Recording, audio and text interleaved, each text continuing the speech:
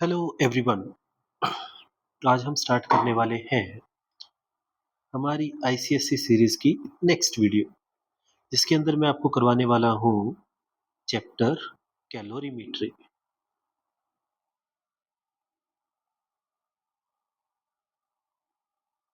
ठीक है। अलग अलग बुक में इसका नाम अलग अलग है, तो कुछ बुक में इसका नाम हीट लिखा हुआ है, हीट एंड कैलोरीमेट्री। तो हम ऑलमोस्ट सभी क्वेश्चंस को कवर अप कर लेंगे, सारे टॉपिक्स एंड सारे के सारे इसके जो भी कॉन्सेप्ट्स हैं। ठीक है। उसके बाद फिर मैं आपको क्वेश्चंस भी इसके करवा दूंगा जो कि लास्ट ईयर्स के पेपर में आए हुए हैं। ओके, स्टार्ट करते हैं फिर। हीट, सबसे पहले हमें कुछ बेसिक बेसिक जानकारी होनी चाहिए इस चैप्टर से रिलेटेड। ठीक है जी। जिसमें सबसे पहली चीज जो अपने पास आती है, अपने को पता हो कि हीट क्या होती है। ठीक है। तो नाइन्थ क्लास में आपने पढ़ा हुआ है हीट क्या होती है। Heat is a type of energy, it is a form of energy. ये एक एनर्जी का टाइप है। हमने वर्क एंड एनर्जी में किया था, एनर्जी के बहुत सारे टाइप होते हैं, उसमें से एक हीट भी उस एनर्जी का ही टाइप है, जिसकी वजह से हमें चीजें गर्म लगती है। ठीक है ना। तो हम इसको हीट एनर्जी भी लिख सकते हैं, कहीं कहीं इसको लिखा होता है थर्मल एनर्जी। ओके। इसके लिए हम सिंबल यूज करने वाले हैं क्यू। ठीक है। याद रहे कि इलेक्ट्रिसिटी वाला क्यू चार्ज नहीं है, यहाँ पर क्यू हीट के लिए है। ओके, स्टार्ट करते हैं फिर। तो हीट के बारे में आपको ये बेसिक सी बात पता चल जाएगी कि एक टाइप ऑफ एनर्जी है। इसकी ऐसा यूनिट क्या होगी, वही जो एनर्जी की होगी।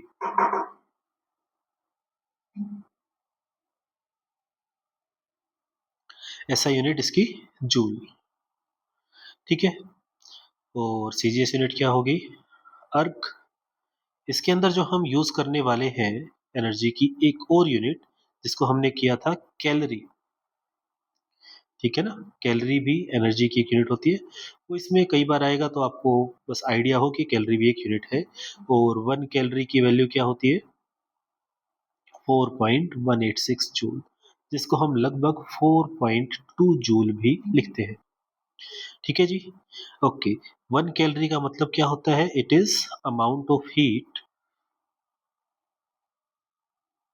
To increase temperature of 1 gram of water by 1 degree Celsius या 1 केल्विन।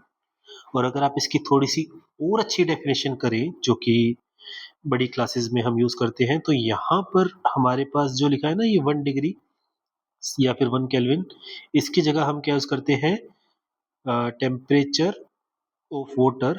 फ्रॉम की जगह भी बाइक को भी हम रिप्लेस कर सकते हैं इसमें। यहाँ पर आएगा from 14.5 degree Celsius to 15.5 degree Celsius. ये इसकी एग्जैक्ट डेफिनेशन है कि 1 ग्राम पानी को 14.5 से 15.5 तक टेम्परेचर हमें लेके जाना है, तो कितनी हीट लगेगी।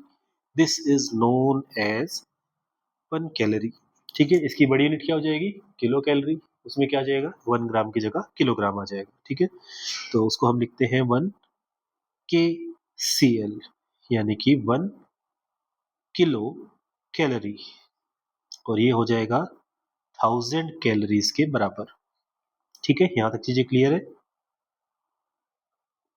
ओके। तो हीट क्या है, हमारे पास एक टाइप ऑफ एनर्जी है जिसके से हमें चीजें गर्म या ठंडी लगती है। ठीक है।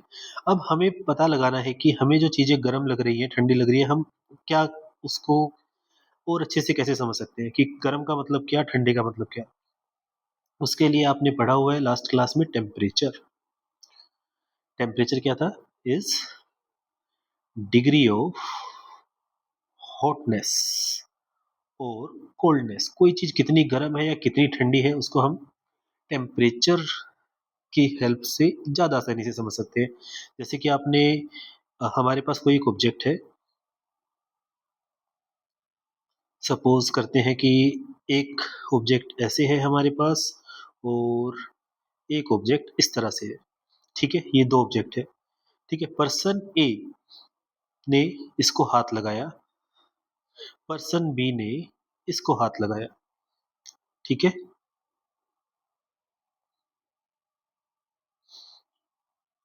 पर्सन बी ने इसको हाथ लगाया, पर्सन ए ने ये जो दूसरा बॉक्स है इसको हाथ लगाया। ठीक है, पर्सन ए और पर्सन बी ने फिर क्या कहा कि हमारे वाला बॉक्स गर्म है, और पर्सन बी ने क्या कहा कि नहीं, जो मैंने बॉक्स हाथ लगाया है वो वाला गर्म है। तो इसमें से गर्म कौन सा है, ठंडा कौन सा है? सपोज करते हैं कि इसने इसको हाथ लगाया, पर्सन ए ने अपने जो ये रेड बॉक्स है इसको हाथ लगाया, और उसने कहा कि मेरे देखो हाथ में जलन होने लग गई, ये गर्म है। पर्सन बी ने कहा कि देखो गर्म तो मुझे भी लग रहा है, मेरे हाथ में भी निशान पड़ गया है गर्मी की वजह से। ठीक है, तो इसमें से ज्यादा गर्म कौन सा है? उसके लिए हमने क्या किया, अब इसको थोड़ा और समझते हैं। मैं कहता हूँ कि ये जो है वो है 80 डिग्री सेल्सियस, ये है मेरे पास 85 डिग्री सेल्सियस पे। अब अगर आपके पास पर्सन ए और पर्सन बी आते हैं, कहते हैं कि मैंने एक ऑब्जेक्ट को हाथ लगाया, वो 80 डिग्री पे था। पर्सन बी ने हाथ लगाया, उसने कहा कि मेरा जो वो बॉडी थी जिसके मैंने हाथ लगाया वो 85 डिग्री पे था। तो आप उसको सुन के बता सकते हैं कि पर्सन बी वाला ऑब्जेक्ट ज़्यादा गर्म है। ठीक है ना? तो टेम्परेचर हमें बताता है कि कौन सी चीज़ ज़्यादा गर्म है या ज़्यादा ठंडी है। आई होप ये चीज़ आपको क्लियर है। ठीक है? तो टेम्परेचर हमें क्या बताएगा? डिग्री ऑफ हॉटनेस और कोल्डनेस। टेम्परेचर के अलग-अलग स्केल्स हैं, इसके बारे में आपने पढ़ा हुआ है 9th क्लास में। फटाफट से एक उसका क्विक रिकैप ले लेते हैं। ये हमारे पास 2 लाइन्स है जिसके अंदर हम अलग-अलग स्केल्स को बनाने वाले हैं।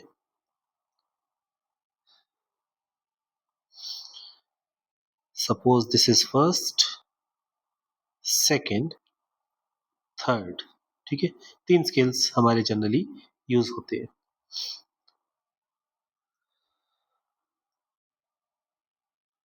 ठीक है? ओके, कुछ इश्यू आ रहा है इसमें कलर से रिलेटेड, तो just give me a minute.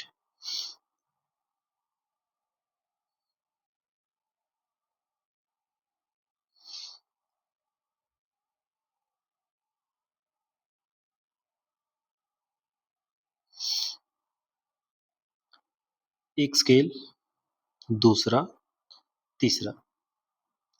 ठीक है, जो नीचे वाली लाइन है हम इसको मानते हैं फ्रीजिंग पॉइंट ऑफ वाटर, ऊपर वाला जो है इसको हम मानते हैं बॉइलिंग पॉइंट ऑफ वाटर।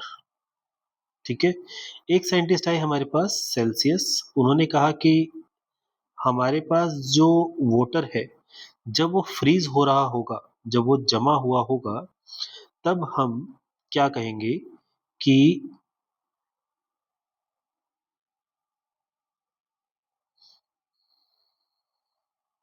हम्म, एक मिनट, ये बार बार गायब हो रहा है।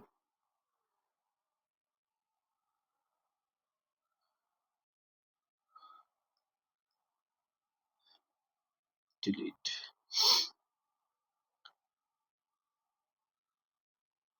अब ठीक है, तो जब ये फ्रीज होगा, एक साइंटिस्ट है उनका नाम था सेल्सियस, उन्होंने कहा कि मैं फ्रीजिंग वाले को नाम देता हूँ 0, और जब बॉईल हो जाएगा उसको मैं नाम देता हूँ 100।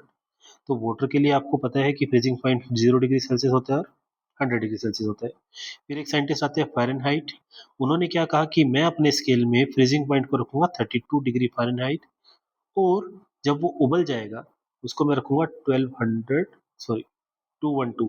ठीक है, 212 डिग्री फ़ारेनहाइट। इसमें जो सेल्सियस वाला स्केल है उन्होंने कितना गैप लिया? 100 स्टेप्स। जो फ़ारेनहाइट वाला स्केल है उन्होंने कितने लिए? 180 स्टेप्स। तो क्या ये दोनों सही हैं? आंसर इज यस, दोनों सही हैं, क्योंकि स्केल में इनिशियली हम किसी को कुछ भी मान सकते हैं और फाइनल वैल्यू भी हम किसी को भी मान सकते हैं। उसके बीच के डिविजन्स जो है वो अलग अलग टाइम पे हमें अलग अलग वैल्यूज को देंगे। हाँ, हम सेल्सियस वाला स्केल जो है वो जनरली यूज करते हैं। फिर एक साइंटिस्ट आए केल्विन, उन्होंने क्या कहा कि हम 273 पे मानेंगे वाटर फ्रीज हो गया, और बॉइलिंग के लिए हम मानेंगे 373। तो इन्होंने भी 100 स्टेप्स ही यूज किए। ठीक है, तो डिग्री सेल्सियस में अगर हम बात कर रहे हैं तो फ्रीजिंग पॉइंट क्या होगा, आइस का टेम्परेचर क्या होगा, 0 degree Celsius. Degree Fahrenheit, Fahrenheit scale में फ्रीजिंग पॉइंट क्या होगा, 32 डिग्री फ़ारेनहाइट। तो क्या मैं ये कह सकता हूँ कि 0 डिग्री सेल्सियस और 32 डिग्री फ़ारेनहाइट सेम है? आंसर है यस, हम कह सकते हैं। उसी तरह से क्या मैं कह सकता हूँ कि 100 डिग्री सेल्सियस और 212 डिग्री फ़ारेनहाइट या 373 केल्विन, ये तीनों के तीनों बराबर है? आंसर है यस, हम ये बात भी कह सकते हैं। आई होप ये चीज़ आपको क्लियर है। तो टेम्परेचर के जो हमारे स्केल हैं, जो सबसे ज़्यादा यूज़ होते हैं, वो है हमारे पास साइंस में डिग्री सेल्सियस एंड केल्विन, ठीक है? और क्योंकि इन दोनों में 100 का गैप है, इसलिए जो फ़ारेनहाइट स्केल है वो जनरली हम बॉडी टेम्परेचर के लिए यूज़ करते हैं, ठीक है? चलिए जी, तो आपको इनके कन्वर्जन आने चाहिए कि टेम्परेचर को कन्वर्ट एक स्केल से दूसरे स्केल में कैसे करना है। तो उसके लिए फ़ॉर्मूला हमारे पास क्या है कि गिवन वैल्यू जो भी है, ठीक है? उसको हम मान लेते हैं कि जो भी स्केल है उसके अकॉर्डिंग हम वैल्यू मान लेते हैं। एक तो हमारे पास आएगा गिवन वैल्यू, एक आएगी फ्रीजिंग पॉइंट, एक आएगा बॉइलिंग पॉइंट, ठीक है? ये 3 चीज़ें आपको ध्यान रखनी है। तो सेल्सियस के लिए मान लेते हैं गिवन वैल्यू है degree Celsius minus freezing point divided by difference of boiling point and freezing point, ये हर एक में इक्वल होगा। Fahrenheit minus freezing point, boiling point minus freezing point. Kelvin scale के लिए केल्विन वाला फ्रीजिंग पॉइंट माइनस केल्विन वाले का boiling point minus freezing point, ठीक है? तो जनरल फॉर्मूला जो आपने पढ़ा हुआ है, degree Celsius by 100 is equals to degree Fahrenheit minus 32 divided by 180। 212 और 32 को माइनस करेंगे तो ये आएगा, और केल्विन माइनस 270 डिवाइडेड बाय 100, ठीक है? ये है जनरल फॉर्मूला जो आपने पढ़ा हुआ है पहले से, ठीक है? अब इसका एक आधा क्वेश्चन मैं आपको करके दिखा देता हूँ ताकि आइडिया हो जाए कि चीज़ें काम कैसे करती है, ठीक है? एग्जांपल ले लेते हैं हम कि मैं कहता हूँ कि कन्वर्ट करो, कितना ले, कुछ भी वैल्यू लेते हैं हम, 50 degree Fahrenheit into degree Celsius, ठीक है? हमें इसको कन्वर्ट करना है तो मैं क्या करूँगा, ये वाला हिस्सा उठा लेता हूँ। ठीक है जी, उठाइए। डिग्री सेल्सियस में कन्वर्ट करना है, उसकी वैल्यू गिवन नहीं है, अपॉन में 100 इज इक्वल्स टू फ़ारेनहाइट कितना है, 50 minus 32 by 180। What is 50 minus 32? This is 18 by 180, ये कैंसिल हो जाएगा 1 बाय 10। तो degree Celsius by 100 is equals to 1 by 10, cross multiply करेंगे तो डिग्री सेल्सियस स्केल पे इसकी वैल्यू क्या आएगी, 100 by 10 which is 10 degree Celsius. इसका मतलब क्या हुआ कि 50 डिग्री फ़ारेनहाइट और 10 डिग्री सेल्सियस बराबर है, ठीक है? इस तरह से आप इनका कन्वर्जन कर सकते हैं। हमारी जितनी भी कैलकुलेशन होगी वो या तो डिग्री सेल्सियस में होगी या केल्विन में होगी। तो बाय चांस अगर एग्जामिनर सोचे कि थोड़ा-सा पेपर को ट्रिकी बनाते हैं, तो टेम्परेचर को डिग्री फ़ारेनहाइट में डाल देगा। डिग्री फ़ारेनहाइट में डालते ही फिर क्या होगा, आपको क्या करना पड़ेगा? बिल्कुल, सबसे पहले हम उसको या तो सेल्सियस में कन्वर्ट करेंगे या फ़ारेनहाइट इसमें केल्विन में करेंगे। अब सेल्सियस में हो या केल्विन में हो उससे कोई फ़र्क नहीं पड़ेगा, आपको बस एक में इसको कन्वर्ट रखना है। आई होप ये चीज़ें आपको क्लियर हो गई है, ठीक है? क्या हमें इसके और क्वेश्चन्स करने चाहिए? तो मैं आपको थोड़ा-सा होमवर्क दे देता हूँ, आप इसको ट्राई करना। स्क्रीन पॉज़ करके आप चाहो तो ट्राई कर सकते हो। सबसे पहले आपको करना है 70 degree Celsius into degree Fahrenheit और 70 degree Fahrenheit into degree Celsius. उसके बाद आप कर लीजिए -40 degree Celsius into degree Fahrenheit. एक आप कर लीजिए 100 केल्विन इंटू डिग्री सेल्सियस और एक कर लीजिए 100 केल्विन इंटू डिग्री फ़ारेनहाइट, ठीक है? तो मैं एक आपको एक क्वेश्चन और करके दिखा देता हूँ। मैं ले लेता हूँ एक एग्ज़ाम्पल कि कन्वर्ट क्या वैल्यू लें, 90 kelvin into degree Celsius and degree Fahrenheit both, ठीक है? तो हमें सबसे पहले क्या ध्यान रखना है, आंसर है हमें ध्यान रखना है ये वाला फ़ॉर्मूला, ठीक है जी। तो सबसे पहले हम क्या करेंगे, इस फॉर्मूला को यहाँ पर एक बार लिख लेते हैं ताकि हमें याद रहे कि क्या कॉन्सेप्ट लगेगा। ठीक है? ओके, केल्विन गिवन है, पहले डिग्री सेल्सियस में करना है तो हम सिर्फ ये वाला पार्ट उठा लेते हैं। ठीक है जी? उठाइए इस पार्ट को, क्या आंसर आएगा बताओ? तो डिग्री सेल्सियस अपॉन में 100 is equals to 90 minus 273 divided by 100। 100 से 100 कट जाएगा तो डिग्री सेल्सियस की वैल्यू कितनी आई? ये आएगी माइनस का 2, नहीं 2 नहीं आएगा, माइनस का 183 केल्विन डिग्री सेल्सियस। ठीक है, डिग्री सेल्सियस में वैल्यू निकाल रहे हैं ना, तो माइनस 183 डिग्री सेल्सियस किसके इक्वल होगा? 90 केल्विन के इक्वल होगा। अब हमें फ़ारेनहाइट को में भी वैल्यू चाहिए तो अब हम इस पार्ट को उठा लेते हैं। ठीक है, तो बताइए, degree Fahrenheit minus 32 by 180 is equals to 90 minus 273 divided by 100। Calculation mistake होती है तो एक बार आप उसका प्लीज़ ध्यान रखना। तो यहाँ से आता है अपने पास माइनस का 183 बाई 100, तो degree Fahrenheit minus 32 by 180 is equals to minus 183 by 100। अब आप इसकी क्रॉस मल्टीप्लाई कर दीजिए, एक जीरो से एक जीरो कैंसिल हो ही जाएगा। तो डिग्री फ़ारेनहाइट माइनस 32 कितना आया? माइनस का 183 मल्टीप्लाई बाई 18 इंटू 10। ठीक है जी, 180 नहीं 183 आएगा यहाँ जी। ठीक है, तो अब आप इसको मल्टीप्लाई करते हैं तो 18 से मल्टीप्लाई करना है तो मैं इसके लिए कैलकुलेटर यूज़ कर लेता हूँ। एग्ज़ाम में आपको अलाउड नहीं है तो ध्यान रहे। 183 को 18 से मल्टीप्लाई करना था तो ये आ रहा है 3294। ये आ गया अपने पास माइनस का 3294 डिवाइड में 10।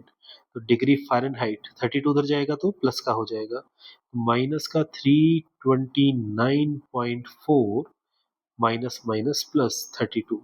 तो इसको जब हम करेंगे तो इसका आंसर आएगा माइनस में 32। तो ओके, थोड़ी सी गड़बड़ हुई है यहाँ पे, 320 से कर देते हैं एक बार। हाँ, 297.4। ठीक है, 297.4 वो भी माइनस में। आप इसको कैलकुलेट कर सकते हैं जी जी, डिग्री फ़ारेनहाइट। ठीक है, कैलकुलेशन मिस्टेक हो तो एक बार आप प्लीज चेक कर लेना। चलिए आगे बढ़ते हैं। नेक्स्ट टॉपिक जिसमें आता है हमारे पास, वो आता है, चार चीजें आएंगी हमारे पास अभी। एक आएगा हीट कैपेसिटी, दूसरा आएगा स्पेसिफिक हीट कैपेसिटी, तीसरा आएगा लेटेंट हीट, और चौथा आएगा स्पेसिफिक लेटेंट हीट। ठीक है जी, चार चीजें हैं हमारे पास, heat capacity, specific heat capacity, latent heat और specific latent heat. Heat capacity के लिए हम जनरली यूज करते हैं सी डैश, जो आपके आईसीएससी के अकॉर्डिंग है। स्पेसिफिक हीट कैपेसिटी के लिए हम स्मॉल सी यूज करते हैं, और लेटेंट हीट और स्पेसिफिक लेटेंट हीट के लिए हम जनरली एल यूज कर लेते हैं, एल डैश और एल। ओके, तो एक एक करके इन चीजों को समझते हैं। सबसे पहले है हमारे पास हीट कैपेसिटी। तो फर्स्ट इज हीट कैपेसिटी। ठीक है, इसकी डेफिनेशंस वगैरह आपको बुक में अच्छी सी मिल जाएगी, मैं आपको कॉन्सेप्ट बता देता हूँ। कितना भी मास, ठीक है, मास कितना भी हो सकता है, 1 किलो, 2 किलो, 5 किलो, 10 ग्राम, 50 ग्राम, कितना भी मास ऑफ अ मटेरियल, कोई भी मटेरियल। ठीक है, आपको उसको क्या करना है? हीट करना है। ठीक है, उसको गर्म करना है, आपको उसको हीट देनी है, सच दैट उसका टेम्परेचर बढ़ जाए 1 डिग्री सेल्सियस। 60 था तो 61 हो जाए, 70 था तो 71 हो जाए, -20 था तो -19 हो जाए। कितना भी मास किसी भी मेटेरियल का, आपको उसको हीट देनी है, 10 किलो, 5 किलो, 2 ग्राम। ठीक है, उसको हीट देंगे तो उसका टेम्परेचर बढ़ेगा, ठीक है। उसको कितना टेम्परेचर बढ़ना चाहिए? 1 डिग्री बढ़ना चाहिए। मान लो आपने 5 डिग्री बढ़ा दिया, तो क्या करेंगे? टोटल हीट को 5 से डिवाइड कर देंगे, ठीक है। तो स्पेसिफिक हीट, इसकी डेफिनेशन क्या होगी? It is amount of heat required to raise temperature of a substance by 1 degree Celsius. Substance, एक चीज और लिख लेते हैं इसके अंदर, ऑफ एनी मास, उसका मास कितना भी हो सकता है, बाय 1 डिग्री सेल्सियस, ठीक है। तो हीट के लिए हमने सिंबल क्या यूज किया था? क्यू। तो इसका फॉर्मूला क्या बना? क्यू बाय डेल्टा टी, ठीक है। ये इसका फॉर्मूला बन गया, where Q is heat given, delta T is change in temperature, ठीक है। ये होता है हीट कैपेसिटी। कितना भी मास हो उसका 1 डिग्री बढ़ाना है। जैसे मैं कहता हूं कि आपके पास 10 किलो पानी है, ठीक है। आपने उसको 10 डिग्री बढ़ा गर्म कर दिया, ठीक है। यानी कि 10 डिग्री पे था तो 20 कर दिया, 50 पे था तो 60 कर दिया, ठीक है। 10 डिग्री सेल्सियस रेज किया आपने टेम्परेचर को, ठीक है। और उसके हीट आपकी लग गई उसमें, लेट्स से 42,000 जूल, 42,000 जूल लग गई। तो उसकी हीट कैपेसिटी क्या थी? तो heat capacity Q by delta T, 42,000 divided by 10, तो ये आंसर आता है 4200 जूल पर डिग्री सेल्सियस, ठीक है।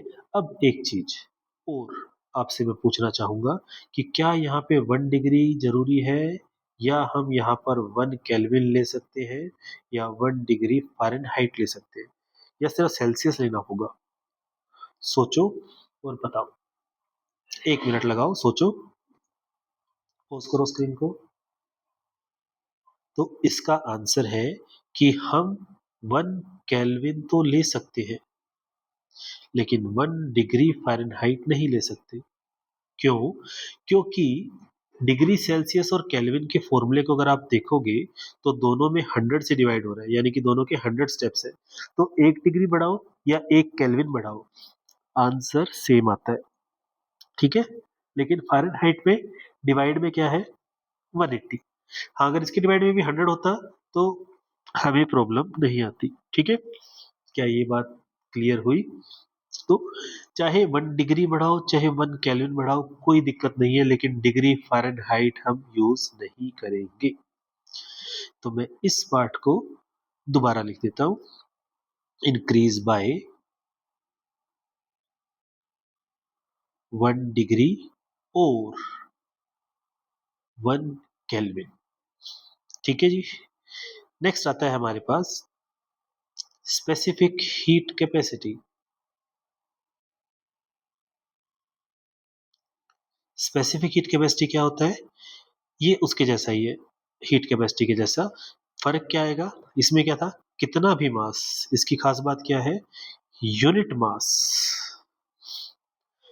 चाहे 1 किलो उठाओ या 1 ग्राम उठाओ, ठीक है। यूनिट मास होना चाहिए of a material, of same material, of any material, ठीक है। उसको आपको हीट देनी है, हीट इज गिवन, तो उसका टेम्परेचर भी बढ़ जाना चाहिए 1 डिग्री सेल्सियस या 1 केल्विन, ठीक है। यानी कि it is the amount of heat required to raise temperature of a material of unit mass। Unit mass का मतलब क्या है? कि 1 किलो होना चाहिए वो यूनिट मास, या तो 1 किलो हो या 1 ग्राम हो, बाय 1 डिग्री सेल्सियस या 1 केल्विन। ठीक है जी। फॉर्मूला क्या बनेगा इसका? C is equal to heat given divided by delta T. लेकिन अगर ज्यादा का बढ़ा दिया तो 1 किलो का निकालना है तो डिवाइड बाय एम भी आ जाता है। ठीक है, तो ये इसका फॉर्मूला आ गया, जिसको हम कैसे लिखते हैं? C is equal to Q by M delta T. I hope this is clear. ठीक है जी, आगे बढ़ते हैं। थर्ड टर्म जो इसमें आती है वो आती है लेटेंट हीट। ठीक है, लेटेंट हीट में क्या होगा? कितना भी मास आपको उसको हीट देनी है, ठीक है ना, उसको आपको हीट देनी है, so that to change its state, so that its state can be change. आपको उसकी स्टेट चेंज करनी है, स्टेट कहो या फेज कहो। ठीक है, उसकी स्टेट चेंज करनी है या उसका फेज चेंज करना है, उसको कितनी हीट लगेगी। आई होप दिस इज क्लियर। ठीक है, स्टेट चेंज करनी है, ध्यान रहे टेम्परेचर चेंज नहीं करना। तो लेटेंट हीट, स्टेट चेंज का मतलब क्या हुआ? सॉलिड से लिक्विड या लिक्विड से गैस। ये कब एप्लीकेबल है? एप्लीकेबल व्हेन मटेरियल या substance is at its boiling point. जब वो उसके बॉइलिंग पॉइंट पर हो या वो उसके मेल्टिंग पॉइंट पर हो। 0 डिग्री सेल्सियस पे आइस होती है? बिल्कुल होती है। 0 डिग्री सेल्सियस पे वाटर होता है? बिल्कुल होता है। आइस क्या है? सॉलिड। वाटर क्या है? लिक्विड। तो सॉलिड से लिक्विड ज्यादा एनर्जी किसके पास? लिक्विड के पास। 7th क्लास की नॉर्मल केमिस्ट्री। ठीक है, 7th 8th में आपको ये चीजें बता देते हैं कि सॉलिड के पास एनर्जी कम है, लिक्विड के पास थोड़ी सी एनर्जी ज्यादा होती है। तो वो एनर्जी आई कहाँ से? तो आंसर है एनर्जी उसको दी गई है। तो वो एनर्जी क्या है? लेटेंट हीट है। उस एनर्जी ने क्या इसका टेम्परेचर बढ़ाया? Answer is no. उस एनर्जी ने क्या किया? इसकी स्टेट चेंज की, उसका इंटरमोलिक्यूलर फोर्स कम किया, उसके पार्टिकल्स को दूर दूर किया। ठीक है जी, तो ये होता है लेटेंट हीट। आई होप ये चीज क्लियर है। लेटेंट हीट कितने टाइप की होगी? 2 टाइप की। पहला, जब वो उसको लिक्विड से गैस बनाए। दूसरा, जब उसको सॉलिड से लिक्विड बनाए। तीसरा हो सकता है जब उसको सॉलिड से डायरेक्ट गैस बनाए। सुना है सब्लिमेशन? बिल्कुल सुना होगा। तो लेटेंट हीट अपने पास कितने टाइप की आ जाएगी? 3 टाइप की कर सकते हैं फिर इसका। पहला क्या आएगा इसमें? Latent heat of fusion. Fusion होता है मेल्टिंग। तो amount of heat required to melt anything, amount of heat required to change its state from solid to liquid without increasing the temperature, without increasing the temperature। ठीक है, दूसरा क्या होगा? latent heat of vaporization, liquid to gas। तीसरा क्या होगा? latent heat of sublimation। कुछ एक मटेरियल्स में सब्लिमेशन होता है, सॉलिड से डायरेक्ट गैस बन जाते हैं। ठीक है, तो ये 3 टाइप की लेटेंट हीट अपने पास आती है। फॉर्मूला क्या होगा? L is equals to Q by M, L dash. ठीक है जी, L is equals to Q ही रहेगा इसका तो। ठीक है, कितनी हीट लगी, कितना मटेरियल पिघलाना है, कितना भी मास हो सकता है, कोई दिक्कत नहीं है। इसका दूसरा केस क्या बनेगा? अब आप खुद उसको बता सकते हैं कि क्या होगा उसमें। स्पेसिफिक लेटेंट हीट में क्या होगा बताओ? स्पेसिफिक का मतलब क्या है? 1 किलो के लिए। ठीक है, बढ़िया। कितना भी मास के जाके आएगा? Unit mass. चाहे 1 किलो हो या 1 ग्राम हो। ठीक है, उसको क्या करना है? पिघलाना है या उबालना है। सॉलिड टू लिक्विड या लिक्विड टू गैस। तो इसका फॉर्मूला अपने पास आता है L is equals to Q by M. हमें क्या ध्यान रखना है? लेटेंट हीट में, फिर से सुनना, हमें क्या ध्यान रखना है, लेटेंट हीट में टेम्परेचर चेंज नहीं होता, टेम्परेचर चेंज होता है स्पेसिफिक हीट की वजह से। इसमें टेम्परेचर का रोल है, 1 डिग्री बढ़ा दिया, इसमें टेम्परेचर चेंज नहीं होता। क्या ये चीज आपको ध्यान रहेगी? आंसर है बिल्कुल ध्यान रहेगी। ठीक है जी। तो अभी तक जो हमने फॉर्मूलाज पढ़े हैं एक बार उनको लिख लेते हैं। सबसे पहले अपन ने पढ़ा टेम्परेचर वाला, तो टी के जो स्केल थे उसका क्या था, degree Celsius by 100 is equals to degree Fahrenheit minus 32 by 180 is equals to Kelvin minus 273 by 100। दूसरा फॉर्मूला हमने पढ़ा C dash which was Q by delta T, cross multiply करेंगे तो Q is equals to C dash delta T. ठीक है, what was Q, heat given. तीसरा formula जो हमने पढ़ा था C is equals to Q upon M delta T, cross multiply करेंगे तो Q is equals to M C delta T. अगर आप थोड़ा सा ध्यान से देखें तो ये दोनों फॉर्मूले लगभग एक जैसे हैं। एक में सी डैश आ रहा है, delta T same, Q same, तो मैं यहाँ से एक नया फॉर्मूला बना सकता हूँ, C dash is equals to M C, या फिर heat capacity is equals to mass multiply by specific heat capacity. ठीक है, हीट कैपेसिटी का दूसरा नाम थर्मल कैपेसिटी भी हो सकता है। ठीक है, हीट के लिए हम थर्मल वर्ड भी यूज करते हैं।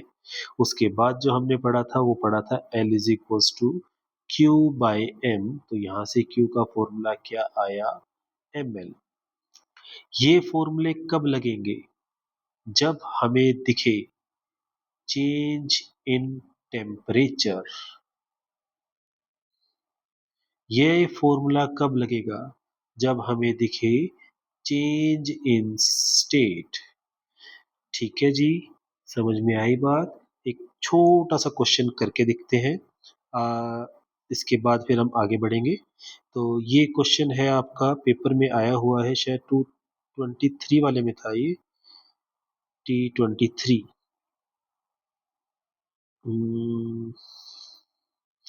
हाँ, क्वेश्चन नंबर 9 है, calculate the amount of heat energy required to melt 200 gram of ice at 0 degree to water at 100 degree Celsius. Specific latent heat आपको गिवन है आइस की भी और वाटर की भी। ठीक है, तो चलिए शुरू करते हैं। एक पेज हम ऐड कर देते हैं यहाँ पर। हाँ, इसका बैकग्राउंड ब्लैक कर दे, छोड़ो इसी पे कर लेते हैं। सबसे पहले calculate the total amount of heat. I hope आपको क्वेश्चन विजिबल है। क्वेश्चन नंबर 9 के फर्स्ट पार्ट की बात कर रहे हैं, 2023 में क्वेश्चन आया हुआ है। Amount of heat required to melt 200 gram of ice, mass कितना है, 200 ग्राम। ठीक है, गिवन क्या है, आइस। आइस से आपने क्या बनाया, आइस एट 0 डिग्री लिखा हुआ है, तो आइस एट 0 डिग्री सेल्सियस से क्या बन गया, वाटर एट 100 डिग्री सेल्सियस। आपको बताना है कि कितनी हीट लगी। तो सबसे पहले इसमें क्या हुआ होगा, आइस जो थी 0 डिग्री पर, वो किस में कन्वर्ट हुई होगी, वाटर में कन्वर्ट हुई होगी 0 डिग्री पर। यानी कि यहाँ पर स्टेट या फिर फेज चेंज हुआ। उसके बाद क्या हुआ होगा, फिर जो वाटर है जो था 0 डिग्री पर, वो किस में चेंज हुआ, वाटर एट 100 डिग्री सेल्सियस पर। यानी कि उबलना शुरू होने वाला है, लिखा नहीं इसने स्टीम में चेंज हो रहा है, तो अपने पास यहीं तक है। ठीक है, तो पहले हीट क्या लगी होगी, जिसने इसको आइस से वाटर बनाया, टेम्परेचर चेंज तो हुआ ही नहीं इसमें, यानी कि M × L।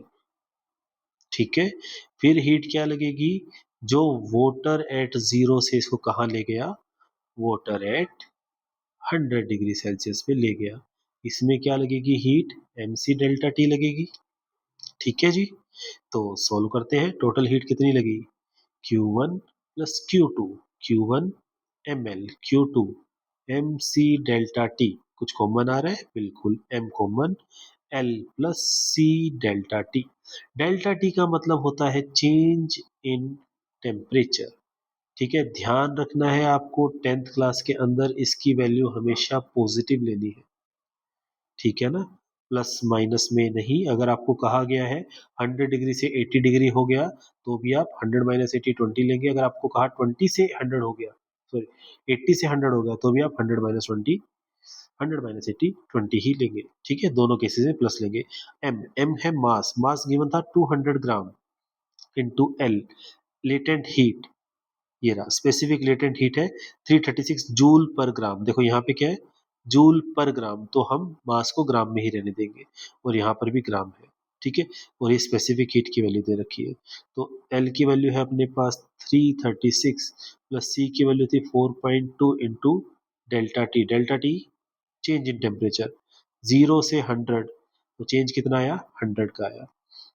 तो कितना आ गया ये, 200 ग्राम इंटू 336 प्लस 420। 420 कैसे आया, ये ऐसे आया। ठीक है जी, 336 प्लस 420 ऐड करते हैं तो यहाँ पर आएगा 6 और 3 2 5, 4 और 3 7, 756। 756 को 200 से मल्टीप्लाई करना है तो लास्ट में 2 जीरो आ जाएगी। 2 6 12, 2 5 10, 1 11 और 14 15, 151200 जूल, इतनी एनर्जी लगेगी आपको ये प्रोसेस करने में। ठीक है, इस तरह से आप इस क्वेश्चन को सोल्व कर सकते हैं। मैं इसको थोड़ा जूम आउट कर रहा हूं ताकि आप इसको एक बार नोट कर सको। ठीक है, या फिर एक काम करते हैं, हम इसकी स्क्रीन को रोटेट कर देते हैं एक बार के लिए। ठीक है जी, तो ये है आपका पूरा सॉल्यूशन। ठीक है, क्वेश्चन आपको मैंने बता दिया कहाँ है।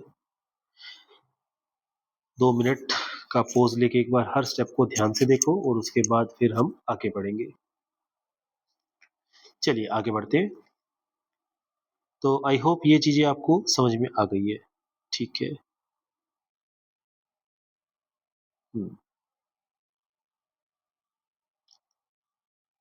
नेक्स्ट थिंग हमारे पास आती है, ये सब फॉर्मूले हमने कर लिए। ठीक है, ये सारे के सारे फॉर्मूले भी एक बार आप इसका स्क्रीनशॉट ले लीजिए या नोट कर लीजिए। चलिए जी, इसके बाद हमारे 2 टॉपिक और बचते हैं चैप्टर में, उनको और खत्म करते हैं, उसके बाद आपकी रीडिंग बचेगी। ठीक है, शुरू करते हैं। कैलोरीमेट्री। ठीक है, प्रिंसिपल ऑफ कैलोरीमेट्री, ये है हमारा हीट वाले चैप्टर का law of conservation of energy. Total energy is constant. तो ये क्या बताता है कि heat lost by hot object, आपके पास एक गर्म चीज थी, आपने उसको ठंडे के साथ टच कर दिया, तो ठंडे वाली चीज टेम्परेचर कहां से कहां फ्लो होगा, हाई से लो। कब तक फ्लो होगा, जब तक दोनों का टेम्परेचर सेम ना हो जाए, उसको हम बोलते हैं इक्विलिब्रियम कंडीशन। तो heat lost by hot object is equal to heat gain by cold object. थोड़ा सा इसको ग्रामेटिकली ठीक कर लेते हैं। ठीक है, ये आपका सिंपल सा प्रिंसिपल ऑफ कैलोरीमेट्री है। Heat lost by hotter object is equal to heat gain by colder object. ठीक है, कैलोरीमीटर क्या होता है, ये एक डिवाइस है जिसके अंदर हमारे पास एक कॉपर का कप होता है, कॉपर का ग्लास भी कह सकते हो, कप भी कह सकते हो, एक वुडन बॉक्स होता है। ठीक है, जो पूरी तरह से पैक है, ऊपर से उसका ढक्कन खुल सकता है। साथ में एक थर्मोमीटर होता है, एक स्टेनर होता है, एक पतली सी तार जिससे हम इसको मिक्स कर सकते हैं, और एक होता है थर्मोमीटर ताकि हम टेम्परेचर को मेजर कर सके। ठीक है जी, तो heat lost by hot object is equal to heat gain by cold object. ठीक है, इसके हम 3 4 क्वेश्चन करेंगे तो ये चीज आपको एकदम अच्छे से क्लियर हो जाएगी। तो चलिए फिर हम इसके क्वेश्चंस को कर लेते हैं। ओके, हमें इसका क्वेश्चन मिलेगा, जनरली क्वेश्चन नंबर 9 मिलता है। चेक करते हैं एक बार। ये देखिए,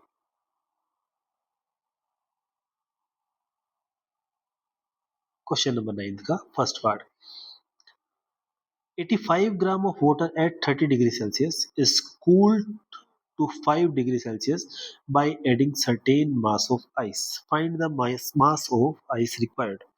हमारे पास क्या था, 85 डिग्री पानी था, उसमें हमने कुछ आइस डाल दी, हमें बताना है कि उसका कितनी आइस डाली है। ठीक है जी, तो क्या हम इस क्वेश्चन को सेलेक्ट कर पाएंगे, देखते हैं। ओके, आई थिंक इसमें वो फीचर नहीं है, बट चलो कोई बात नहीं फिर। 85 gram of water at 30 degree Celsius, सबसे पहले हम इसका डाटा लिखते हैं। हमारे पास क्या है, 85 gram of water at 30 degree Celsius is cooled, कहाँ तक ठंडा किया हमने उसको, to 5 degree Celsius by adding ice in it. आपको बताना है कितनी आइस लगी। ठीक है, तो हमारे पास इसमें क्या है, इस क्वेश्चन को देखो करने का सिंपल सा तरीका क्या है, हम पहले एक लाइन लगाते हैं, हमारे पास क्या क्या है उस चीज को लिखने के लिए। हमारे पास आइस है, हमारे पास वाटर है। ठीक है, आइस का कुछ ना कुछ मास था, मान लेते हैं m1 था, और शुरू में इसका टेम्परेचर कितना था, 0। ठीक है, फिर आइस पिघल के वाटर बन गई, कितने की, 5 डिग्री सेल्सियस की। 5 डिग्री तक ठंडा किया है ना, फाइनल टेम्परेचर 5 हो गया। ठीक है, इसकी लेटेंट हीट आपको दे रखी है 336 और वाटर के लिए 4.2, तो इसकी लेटेंट हीट है 336, और जब ये पिघल के वाटर बन जाएगा तो इसकी स्पेसिफिक हीट क्या आ जाएगी, 4.2, जो भी यूनिट है इसकी। ठीक है, कुछ वाटर था कितना, 85 ग्राम।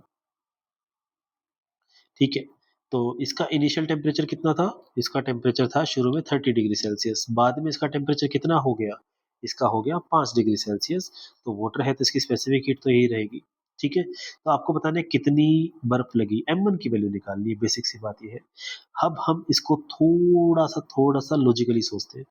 ये हमारे पास आइस है, आइस का क्या हुआ होगा, तो आंसर है आइस, पहले 0 डिग्री सेल्सियस से आइस बनी होगी, सॉरी आइस नहीं, वाटर एट 0 डिग्री सेल्सियस। ये कैसे बना होगा, तो आंसर है इसने हीट को गेन किया होगा। ऑफ कोर्स, इसकी स्टेट चेंज हो रही है, मतलब एनर्जी ज्यादा हो रही है, इसका मतलब इसने हीट को गेन किया है।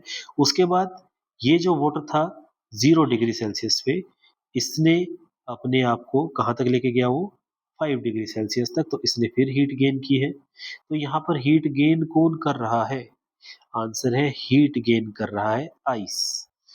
Heat is gain by ice. और हीट को लॉस कौन कर रहा है, तो पानी का टेम्परेचर शुरू में 30 था, बाद में 5 हो गया, इसका मतलब हीट वाटर में से निकल रही है। Heat lost by water. क्या दोनों इक्वल होने चाहिए प्रिंसिपल ऑफ कैलोरीमेट्री के अकॉर्डिंग, बिल्कुल होने चाहिए। तो हम क्या करेंगे, formula heat gain by ice, इसने हीट को कब कब गेन किया, पहले उसने गेन किया अपनी स्टेट चेंज करने के लिए, फिर उसने किया टेम्परेचर इंक्रीज करने के लिए, यानी कि ml plus mc delta T, और इज इक्वल्स टू, इसने सिर्फ अपना टेम्परेचर चेंज किया है। m1 की वैल्यू हमें निकालनी है, तो m1 को हम कॉमन ले लेते हैं, l की वैल्यू है 336 प्लस c की वैल्यू है 4.2, डेल्टा टी मतलब चेंज इन टेम्परेचर, 0 से 5 यानी कि 5 डिग्री का चेंज हुआ, is equals to m2 85 gram of ice into c 4.2 into delta T 30 से 5 यानी कि 25 डिग्री का चेंज आया। हमेशा प्लस में लेना है इस चेंज को। क्या अब हम इसको सॉल्व कर सकते हैं, आंसर है बिल्कुल कर सकते हैं। तो यहाँ से ये कैंसिल होके हमारे पास आ रहा है 21। तो m1 कितना आया, 336 प्लस 21 इज इक्वल्स टू, अगर हम इसको भी थोड़ा सोल्व कर ले तो 5 के टेबल में ये कट जाएगा, यहाँ पर आ रहा है 21। तो ये हमारे पास बचा 85 इंटू 21 इंटू 5। अब बहुत सारे बच्चे क्या करते हैं, इसको मल्टीप्लाई कर लेते हैं, ऐसा कभी नहीं करना चाहिए। हमेशा लास्ट में हम इसको सोल्व करेंगे, हो सकता है कि बहुत सारी चीजें कैंसिल आउट हो जाए। ठीक है, तो बताओ 336 प्लस 21 कितना होगा, यहाँ पर आएगा 7 5 357 होगा। ठीक है, तो m1 into 357 is equal to 85 into 21 into 5, यहाँ पर मल्टीप्लाई में है, उधर जाएगा तो डिवाइड में हो जाएगा, तो m1 की वैल्यू क्या आई, 81 इंटू 21 इंटू 5 अपॉन में 357। ओके, 357 किसके टेबल में जा रहा है, तो ध्यान से देखो, यह 35 और 7 7 के टेबल में कट जाएगा, 7 के टेबल में है कुछ, ऊपर है 21, 7 3 जार 21, 7 5 35, 7 1 7, अरे 51, ये भी 3 के टेबल पे कट रहा है, 3 1 3 3 17, 17 इंटू 3 51 होता है, और जिनको 17 का टेबल आता है उन्हें पता है कि 17 को इससे करेंगे तो 5 पे जाएगा, तो m1 की वैल्यू कितनी आई, 25 ग्राम। तो कितनी बर्फ चाहिए, आंसर है 25 ग्राम बर्फ उसको चाहिए। ठीक है, 25 ग्राम जो आइस है वो आपका आंसर इसका होगा। ठीक है, इस तरह से आप इन क्वेश्चंस को सोल्व कर सकते हैं। आई होप ये क्वेश्चन क्लियर है। एक बार आप इस पूरे क्वेश्चन को ध्यान से नोट कर लीजिए।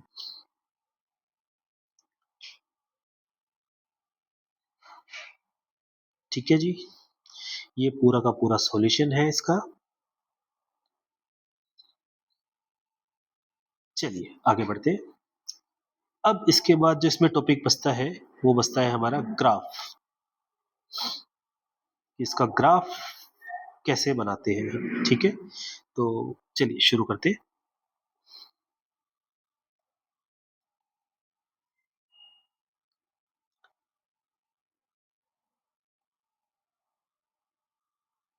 ये है हमारे पास एक ग्राफ। ठीक है, हमें इसमें क्या क्या चीजें चाहिए। एक तरफ हम लेते हैं टाइम या हीट, दोनों चीजें। ठीक है, एक तरफ हम उठाते हैं टेम्परेचर, तो टेम्परेचर और टाइम के बीच में हमें ग्राफ बनाना है। ठीक है जी, शुरू करते हैं।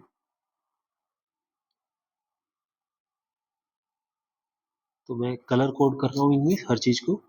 हमारे पास मान लेते हैं आइस है।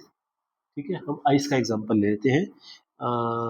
लेट अस से आइस है हमारे पास 0 डिग्री पर। ठीक है, आइस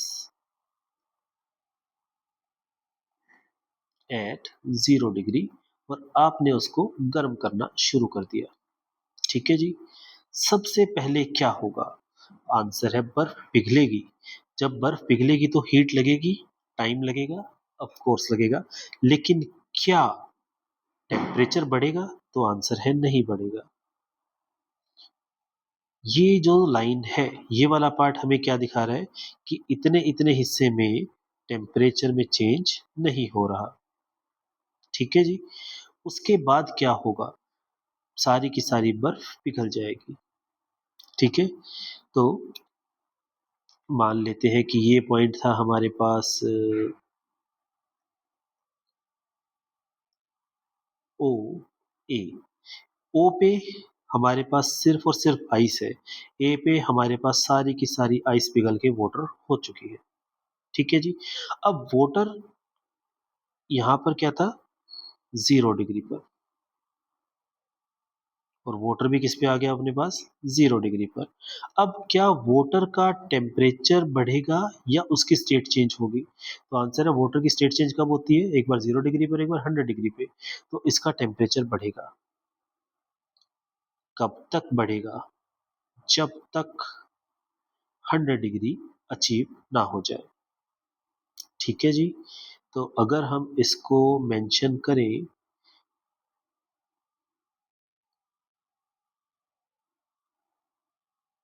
ये जो पॉइंट है हमारे पास बी, यहाँ पर हमारे पास क्या है, वाटर है एट 100 डिग्री सेल्सियस। क्या ये बात क्लियर है, ठीक है, ये टेम्परेचर 0 है और ये वाला टेम्परेचर 100 डिग्री। ठीक है जी,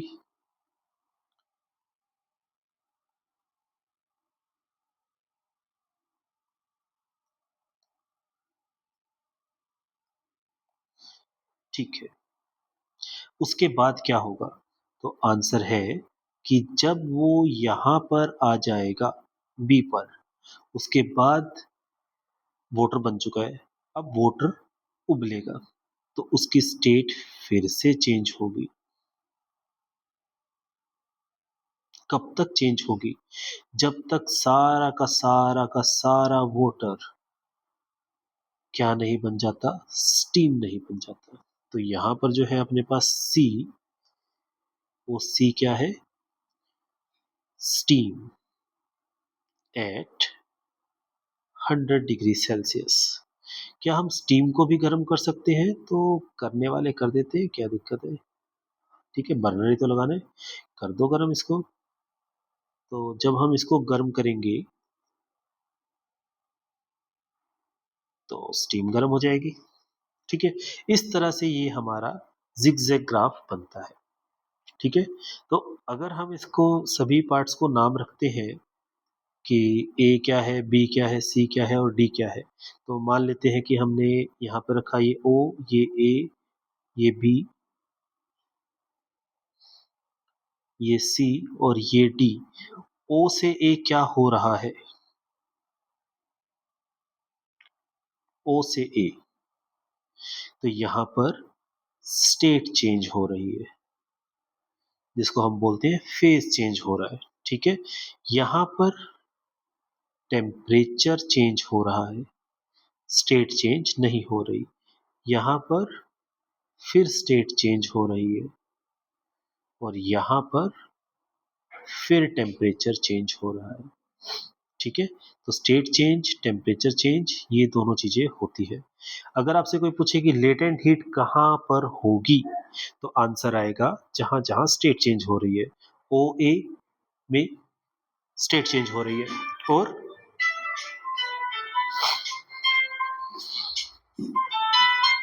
ठीक है, ओ ए में स्टेट चेंज हो रही है और बी सी में स्टेट चेंज हो रही है। तो दो जगह पर हमारे पास क्या आएगी? क्या आएगी? लेटेंट हीट आएगी। अगर आपसे पूछे कि कौन सी लेटेंट हीट आएगी, तो ओ ए में कौन सी आएगी? Latent heat of fusion. और बी सी में क्या आएगी? Latent heat of vaporisation. ठीक है, अगर आपसे कोई पूछे ए बी में क्या हो रहा है, तो टेम्परेचर राइज हो रहा है। सी डी में क्या हो रहा है? टेम्परेचर राइज हो रहा है। ठीक है जी, जितनी ज्यादा लेंथ होगी ओ ए की, उतनी ही ज्यादा लेटेंट हीट होगी। जितनी ज्यादा लेंथ होगी बीसी की, उतनी ही ज्यादा लेटेंट हीट लगेगी। अगर आपसे कोई कहे कि length of O A is greater than length of BC, तो इसका मतलब latent heat of fusion is greater than latent heat of vaporisation. ठीक है, और जितना ये एंगल होगा, ये एंगल जितना छोटा होगा, उतनी ही स्पेसिफिक हीट ज्यादा होगी। थीटा वन और थीटा टू। तो अगर थीटा वन ज्यादा है, थीटा टू कम है, तो इसका मतलब स्पेसिफिक हीट जो ए बी पार्ट में है वो कम होगी, स्पेसिफिक हीट जो सी डी पार्ट में है। ठीक है जी, तो इस तरह से आप इस पूरे चैप्टर को समझ सकते हैं। ग्राफ को हम उल्टा करके भी बना सकते हैं। उल्टा इन द सेंस कि ये ग्राफ नीचे की तरफ भी आ सकता है, तो उस केस में क्या हो जाएगा? सब कुछ पलट जाएगा। पलट जाएगा का मतलब यहाँ पर है कि मैं आपको बना के दिखाता हूँ। मान लेते हैं कि इस तरह से हमारे पास एक ग्राफ है। ठीक है, तो ये एक, दो और ये तीन और ये चार। अब हमने इस तरफ क्या लिया है? टेम्परेचर। और इस तरफ क्या लिया है? हीट या टाइम। ध्यान से देखा जाए तो टेम्परेचर कम हो रहा है। ठीक है, टेम्परेचर के साथ यहाँ टाइम ले लेते हैं। यहाँ पे टेम्परेचर क्या हो रहा है? डिक्रीज हो रहा है। प्रोसेस इस तरह से है ना। तो टेम्परेचर कम होगा, इसका मतलब क्या होगा? हम उसको ठंडा कर रहे हैं या फिर उसमें से हीट निकाल रहे हैं। ठीक है जी, तो क्वेश्चंस करते हैं इसके कुछ। ठीक है, चलिए जी क्वेश्चंस पे आते हैं। हमने ओपन किया T24 वाला पेपर, चलो इसी को कर लेते हैं। हमारे पास इसमें सबसे पहले क्वेश्चन आता है ये वाला, क्वेश्चन नंबर 12 एमसीक्यू। तो specific latent heat of substance is directly proportional to mass. Answer is no. No क्यों? क्योंकि स्पेसिफिक लेटेंट हीट क्या होती है? 1 kg ऑफ मास के लिए होती है, तो मास तो इसमें फिक्स है, तो ये तो गलत हो गया। Is directly proportional to change in temperature, तो ये भी गलत है। क्यों? क्योंकि स्पेसिफिक हीट का फॉर्मूला अपन ने क्या किया था, Q by M delta T. तो स्पेसिफिक हीट इनवर्सली प्रोपोर्शनल आती है, ठीक है। डिपेंड्स ऑन मटेरियल, यस, अलग अलग मटेरियल की अलग अलग होती है। इनवर्सली प्रोपोर्शनल टू मास, ये फिर गलत हो गया क्योंकि मास तो फिक्स कर रखा है। तो it only depends on medium. मन में आता है कि सर देखो यहाँ से देखो ये क्या है, ये फॉर्मूले में लिखा तो हुआ है इनवर्सली प्रोपोर्शनल टू मास। अरे पहले क्या बना, डेफिनेशन बनी, उसके हमने उससे फॉर्मूला निकाला। फॉर्मूला की डेफिनेशन क्या कहती है, 1 किलो मास को 1 डिग्री बढ़ाने में कितनी हीट लगेगी। अब आपने मान लो कि 10 किलो मास उठा लिया, ठीक है, उसको बढ़ा दिया 1 डिग्री, तो 1 किलो के लिए कितनी होगी, एम से डिवाइड कर देंगे। मास पे स्पेसिफिक हीट डिपेंड नहीं करती। नेक्स्ट है specific heat capacity of substance is 1900 joule पर केजी पर डिग्री सेल्सियस। स्पेसिफिक हीट दे रखी है, इसका मतलब 1 किलो होना चाहिए। इन तीनों में 1 किलो है तो इनमें से कोई ना कोई होगा। स्पेसिफिक हीट होते हैं 1 डिग्री बढ़ाने के लिए, 1 डिग्री 1 डिग्री, इन दोनों में से कुछ होगा। स्पेसिफिक हीट कैपेसिटी क्या करती है, टेम्परेचर बढ़ाती है, और यहाँ पे कूल डाउन हो रहा है, तो ये ऑप्शन गलत हो गया, हमारे पास ये आंसर सही है। ठीक है, ये आंसर कब ठीक होगा, ये तब ठीक होगा जब यहाँ पर 1 kg लिखा हो, या फिर ये तब ठीक होगा जब क्वेश्चन में स्पेसिफिक हीट वर्ड की जगह सिर्फ हीट कैपेसिटी होता तो वन आंसर आ जाता, लेकिन यहाँ पर स्पेसिफिक हीट कैपेसिटी लिखा है। क्या ये चीज क्लियर हुई? ठीक है जी, तो इसका आंसर अपने पास बी ऑप्शन आ जाएगा। ठीक है, उसके बाद हम आगे बढ़ते हैं। उसके बाद है हमारे पास क्वेश्चंस,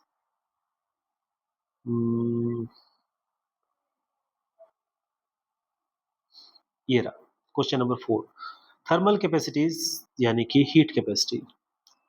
थर्मल का मतलब हीट होता है, तो हीट कैपेसिटीज है दो सब्सटेंस की सेम है, यानी कि C dash of A is equals to C dash of B, और ए का मास ज्यादा है, मास ए का ज्यादा है, मास बी का कम है, तो स्पेसिफिक हीट कैपेसिटी किसकी वो होगी। अगर सी डैश की टर्म में आ जाए, यानी कि हीट कैपेसिटी बराबर है लेकिन स्पेसिफिक हीट की बात कर रहे हैं, तो जिसका मास ज्यादा उसकी स्पेसिफिक हीट कैपेसिटी कम। ठीक है, तो इसका आंसर आ जाएगा बी। कुछ ज़्यादा ही सिंपल था। इसको थोड़ा सा हम एक्सप्लेन करते हैं कि इसका आंसर और अच्छे से हम कैसे सीख सकते हैं। ठीक है, देखो, सी डैश दोनों का इक्वल हमें दे रखा है, ठीक है, ये चीज अपने को गिवन है। तो M A is greater than M B. C dash का फॉर्मूला क्या था, सी डैश का फॉर्मूला था क्यू बाय डेल्टा टी था, और एक था एम इंटू सी। अपने को स्पेसिफिक हीट कंपेयर करनी है तो अपन ये वाला फॉर्मूला ले लेते हैं। तो इसको हम लिख देते हैं M A into C A is equal to M B into C B, लिख सकते हैं। ठीक है, स्पेसिफिक सी डैश की जगह ये लिखा, दूसरे सी डैश बी की जगह ये लिखा हमने। ठीक है, अपने को पता है एम में ज्यादा है, एम बी कम है, तो अगर ये चीज ज्यादा है तो इसको कम होना पड़ेगा। ठीक है, तभी तो प्रोडक्ट सेम आएगा दोनों का। जैसे मान लो कि इसकी वैल्यू है 1000, इसकी वैल्यू है 1000, तो 1000 मल्टीप्लाई करने पे कब आएगा, या तो 100 into 10 हो जाए, या 1000 into 1 हो जाए, या 10 into 100 हो जाए, या 1 into 1000 हो जाए। ध्यान से देखो, अगर हम इसको बढ़ा रहे हैं तो ये कम हो रहा है, इसको घटा रहे हैं तो ये बढ़ रहा है। ठीक है, और अच्छे से समझना चाहो तो क्या मैं इस चीज को जो हमने यहाँ लिखा है, क्या मैं इसको ऐसे लिख सकता हूँ, M A divide by M B is greater than 1। ठीक है, ये इसके नीचे जाएगा तो डिवाइड में हो जाएगा, यहाँ पे 1 बचेगा। ठीक है, M A upon M B पता है, तो एम ए को एम बी को इस तरफ ले आओ, एम बी को इस तरफ ले आओ, और सी ए को उस तरफ ले जाओ, तो M A upon M B is equals to C B upon C ए।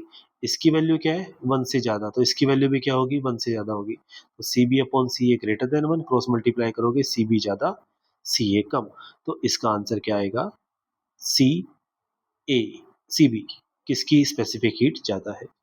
ठीक है जी, ओके, नेक्स्ट है, इसमें से ज्यादा रेज इन टेम्परेचर कौन दिखाएगा अगर सेम अमाउंट ऑफ हीट दे देते हैं तो। हीट हमने क्या की, सेम दी है, तो ज्यादा टेम्परेचर किसका बढ़ेगा, तो आंसर है जिसकी स्पेसिफिक हीट कम होगी। स्पेसिफिक हीट कम तो रेज इन टेम्परेचर ज्यादा, तो इसका आंसर आ जाएगा सब्सटेंस ए। ठीक है जी, ओके, उसके बाद है हमारे पास T24 में अभी अपने 9th क्वेश्चन तो हमने कर ही लिया था। चलिए कुछ और देखते हैं, नेक्स्ट पेपर की तरफ बढ़ते हैं, T25 वाले की तरफ।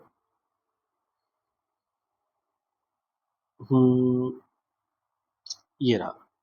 During melting of ice at 0 degree Celsius, बर्फ पिघल रही है, तो एनर्जी रिलीज ना, पिघलने के लिए तो उसको एनर्जी लेनी पड़ेगी। एनर्जी एब्सॉर्ब, ठीक है, टेम्परेचर कांस्टेंट, ठीक है, क्योंकि जब स्टेट चेंज होती है तो हो जाता है, ठीक है।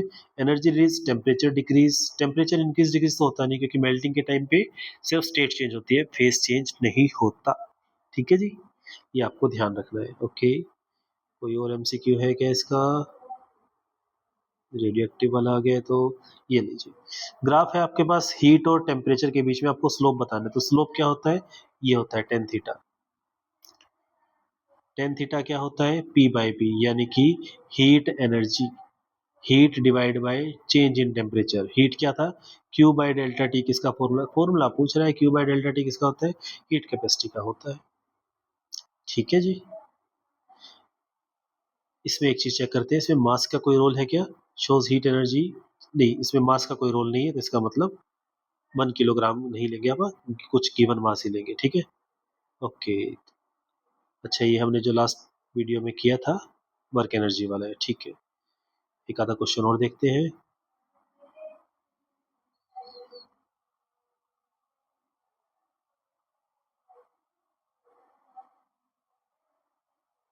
आई थिंक 9th क्वेश्चन ही मिलेगा अब हमें सीधा, ओके। ये क्वेश्चन हमने अभी भी किया था, ठीक है, ये वही वाला है जो हमने अभी एग्जांपल किया था। चलो नेक्स्ट पेपर पे आते हैं फिर। 2025 वाला पेपर जो है, तो इसके अंदर से है हमारे पास, सबसे पहले तो एमसीक्यूज होंगे। ये रहा, एक मेटल का पीस है 5 ग्राम का, उसकी थर्मल कैपेसिटी, थर्मल कैपेसिटी का मतलब होता है हीट कैपेसिटी, आपको दे रखी है, यानी कि सी डैश की वैल्यू दे रखी है 2.5, और मास दे रखा है आपको, ठीक है। आपने मास को कर दिया ट्रिपल, तो स्पेसिफिक हीट कैपेसिटी क्या होगी? तो मास पे डिपेंड ही नहीं करती, तो नो चेंज आ जाएगा, तो इसका मतलब 2.5 आ जाएगा। बच्चे ये करके आए थे, लेकिन गलत है। गलत क्यों है? क्योंकि हीट कैपेसिटी गिवन है, पहले हमें स्पेसिफिक हीट कैपेसिटी निकालना पड़ेगा, ठीक है। तो आपको पता है C dash is equal to M C होता है, तो सी की वैल्यू क्या आ जाएगी? C dash by M, C की वैल्यू आ जाएगी 2.5 बाई 5 विच इज 0.5। है ऑप्शन? बिल्कुल है, ये इसका आंसर सही है, ठीक है जी। क्वेश्चन में अगर कुछ बोल्ड किया हुआ है तो समझ जाओ कि क्वेश्चन में आंसर गलत होने के चांसेस है, थोड़ा ध्यान से पढ़ना पड़ेगा। आगे बढ़ते हैं। हम्म, ये आ गया क्वेश्चन नंबर 14। ये हमारे पास कुछ है, आपको बताना है सबसे ज्यादा टेम्परेचर कौन अटेन करेगा, तो जिसकी स्पेसिफिक हीट कैपेसिटी कम, वो ज्यादा अटेन करेगा। सबसे कम किसकी है? 0.0, 0.0, ये दो है अपने पास 0.0 वाले, तो उसमें सबसे छोटा नंबर लेड है, ठीक है ना, 0.031, यानी कि ये है 31/1000, और ये है 95/1000। 1000 को हटा दे, 31 छोटा है, 95, ठीक है, तो इसका लेड आ जाएगा। चलिए जी आगे बढ़ते हैं। उसके बाद है हमारे पास, ये आ गया fourth question. Calculate the amount of heat absorb by 200 gram of paraffin wax to melt completely. पिघलाना है, तो इसका मतलब Q is equals to M L. Mass कितना है? 200 ग्राम। एल कितना है? 146। तो बहुत ही सिंपल क्वेश्चन था, दो जीरोज आ जाएंगे, 6 2 12, 9 और 2। कैलकुलेशन को आप प्लीज एक बार चेक कर लेना, हो सकता है फ्लो फ्लो में मेरी कोई कैलकुलेशन मिस्टेक हो जाए, चांसेस थोड़े कम है, बट स्टिल आगे बढ़ते हैं।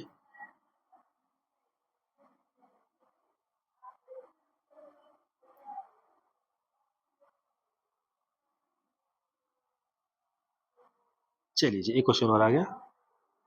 30 gram of ice at 0 degree Celsius, उसको आपने is use to bring, 30 gram of ice is use to bring down the temperature. अच्छा, इस आइस को हम यूज कर रहे हैं पानी को ठंडा करने के लिए, अपने को पानी का मास निकालना है, ओके। पिछले क्वेश्चन में क्या था? हम आइस को यूज कर रहे थे, आ, इस बार भी आइस को यूज कर रहे हैं। पिछली बार हमें आइस का मास बताना था, इस बार हमें वाटर का मास बताना है, ठीक है। तो आई थिंक कितनी जगह में क्वेश्चन हो जाएगा, सोल्व करके देखते हैं। हमारे पास दो चीजें हैं, एक तो है आइस, एक है वाटर, ठीक है। आइस कितनी है, m1, उसका मास गिवन है 30 ग्राम और इसका शुरू में टेम्परेचर तो 40 होगा, फिर ये पहले पिघल के पानी बनेगी और पानी बनने के बाद वो पानी गर्म होगा, फाइनल टेम्परेचर कितना आ गया 20 डिग्री सेल्सियस आ गया। To a certain amount of water, जिसका शुरू में मास था, टेम्परेचर था 70 डिग्री और बाद में इसका टेम्परेचर हो गया 20 डिग्री सेल्सियस। ध्यान से देखते हैं तो पानी ठंडा हो रहा है, पानी ठंडा होगा इसका मतलब वो हीट को लॉस करेगा, और बर्फ पिघल के गर्म हो रही है इसका मतलब वो हीट को गेन करेगी। तो heat gain by ice equals to heat lost by water. ठीक है। अब आइस के इसमें दो प्रोसेस हो रहे हैं, देखो पहले पिघलेगी और फिर गर्म होगी, तो इसका मतलब हीट गेन बाय आइस में क्या आएगा, M L plus M C delta T और is equals to M C delta T. यहाँ से एम वन कॉमन ले लेते हैं तो M one common, L plus C delta T is equals to M two C delta T. Values put करें, चलिए values put करते हैं। एम वन कितना है 30 ग्राम इंटू एल, एल की वैल्यू है 336 जूल पर ग्राम, अच्छा ग्राम में ही है तो हमें चेंज करने की जरूरत नहीं है, अदरवाइज अगर यहाँ पे किलोग्राम होता तो हम इसको क्या करते, जूल पर किलोग्राम होता तो हम मास को भी किलोग्राम में चेंज करते। ठीक है। तो 30 इंटू 336 प्लस सी की वैल्यू 4.2, आप चाहे तो इसको याद कर सकते हैं, वाटर की स्पेसिफिक हीट कैपेसिटी 4.2 होती है। ठीक है। इंटू डेल्टा टी, टेम्परेचर कितना 0 से 20 डिग्री बढ़ गया, इज इक्वल टू m2 जो हमें निकालना है, सी वाटर का 4.2, डेल्टा टी 70 से 20 हो गया यानी कि 50 डिग्री का चेंज आया।